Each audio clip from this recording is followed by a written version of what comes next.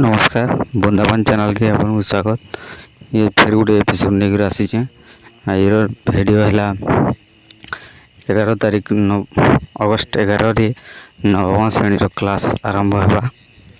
Guideline Manik class आरंभ होगा। Mask sanitiser सब व्यवहार करी क्लास आरंभ होगा बोली वीडियो अच्छी। वीडियो देखबार आगु लाइक करबे, भल लगले कमेंट करबे और शेयर करबे और एंदा नुआ नुआ वीडियो देखबार लगी चैनल के सब्सक्राइब करबे, बेल आइकन के दबे देथिबे।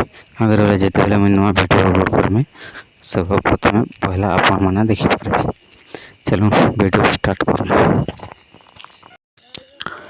सुलभरू नवम श्रेणी पाठपढ़ा उच्च शिक्षा अनुष्ठान खोलवा नहीं आज निष्पत्ति होइछि। आसंता 16 तारिख नवम श्रेणी छात्र छात्री पाठपढ़ा आरंभ हो। स्वतंत्र रिलीफ फाउंडेशन पक्षर अगस्ट मास जारी होइथिबा गाइडलाइन आधार गणशिक्षा विभाग एभली निष्पत्ति होइछि।